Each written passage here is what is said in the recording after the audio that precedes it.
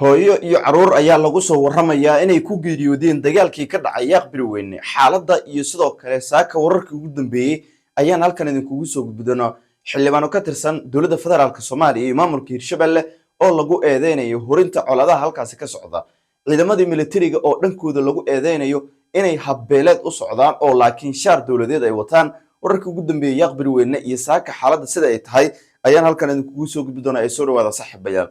qasare kala duwan ayaa ka soo baxaya dagaalkii shalay ka dhacay ilaa saacadii la soo dhaafay howlgallo socday kuwaas oo ay fuliyeen ciidan ka tirsan kuwa xoogga dalka Soomaaliyeed dagaalkan waxa uu salka ku hayaa waaran maxkamadeed oo ka soo baxay maxkamadda ciidamada qalabka sida oo dowladda federaalka Soomaaliya gaar ahaan maxkamadda ciidamadu ay ku amartay taliska qaybta dhinaca koonfur galbeed gaar ahaan taliyaha saldhigga degmada Walaweyn taliya Cabdulle Isaaq iyo sidoo kale taliyaha guutada toddobaad ee 12 Abriil taliya Axmed Gaashaan ayaa lagu soo warramayaa inay qabaan ama haystaan amar iyo waaran maxkamadeed oo lagu soo qabanayo rag xukunsanayaal ah oo 22kii bishan maxkamadda ciidamada qalabka sida ay xukuntay maalinimadii shalay waxaa dhacay dagaal aad u qaraaraa oo muddo 2 mar ah la isku laabtay taliyaha mabataliska ciidanka militariga Soomaaliya gaar ahaan guutada toddobaad waxa ay sheegeen in halkaas ay ku soo qabteen ilaa iyo 7 ruux ama 3 kamid ay yihiin kuwa la dilay halka 4 kalena ay yihiin kuwa dhaawacyo kala duwan qaba qaarna ay nabad qabaan oo ay keeneen degmada Walaweyn ee gobolka Shabeellaha Hoose waxaa la tilmaamay in 3 qof oo la dilay ay isbaaro u tiilay dhammaantoodba kuwa la soo qabtayna isla sidaasi oo kale isbaaro ay u tiilay 2 dhaawac ah ayaa jirta oo iyagana xaaladda caafimaad ay haystaan kuwaas oo lagu dabiibayo mid kamid ah xarumaha caafimaad ee gudaha degmada Walaweyn ee gobolka Shabeellaha Hoose xaaladda ayaa la tilmaamay in xilligaas ay ahayd mid aad u kacsan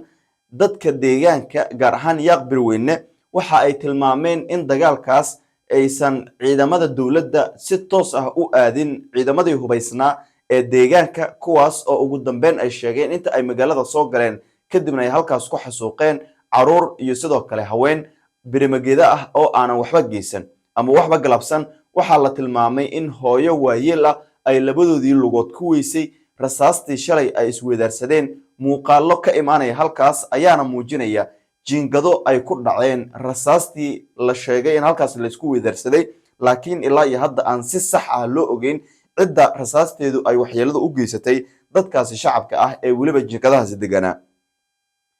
waxa ay markaasi dhaawacyo u geysteen dhinaca guryaha qaarkood waxaa sida la sheegayaa in xaaladdu ay aad u kacsaneed xilliga uu weerarka ama dagaalka dhacayay waxaa soo baxaya eedeymo kala duwan oo la xiriira loona jeedinayo ciidanka militariga gaar ahaan guutada toddobaad iyo sidoo kale taliyaha saldhigga degmada Walaweyn ee gobolkaas Cabdulle Isaaq kuwaasi oo ah in shaar dowladeed iyaga oo huban habbeeleed ay u abaabulan yihiin oo ay u socdaan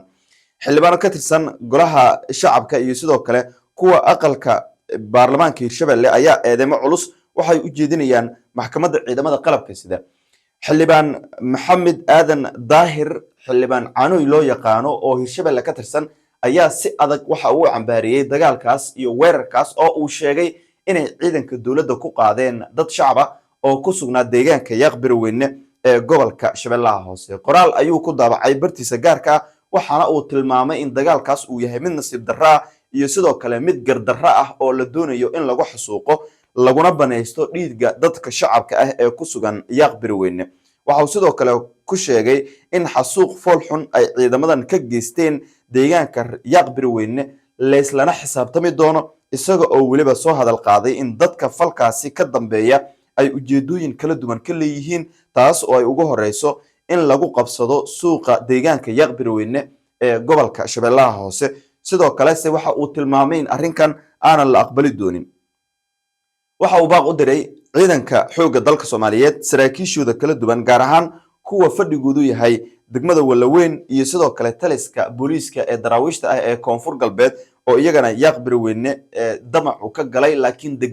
deegaan ahaan dhinaca degmada Walaweyn ee gobolka Shabeellaha Hoose waxaase uu sheegay in shacabkaas aanan waxba galabsan la xasuuqin loona geysan colaadna aanan laga shaqeyn si loo raadiyo taa beddelkeed cadaalad ragga qaarkood dagaalka qaybta ka ah waxa uu tilmaamay inay yihiin rag waaran uu u jiran yahay oo maxkamadda ciidamada qalabka sida ay baadigoobayso waxaase nasiib darro uu ku tilmaamay in rag noocaasi ah ay maantu diyaar u yihiin inay xasuuqaan dad shacab ah loona idmado inay soo qabtaan rag maxkamadda ciidamada qalabka sida ay cadaalad darro ku xukuntay. waa sida uu sheegay xildhibaan maxamed aadan daahir oo loogu yaqaano xildhibaan caanooy kana mid ah xildhibaanada baarlamaanka hirshabelle.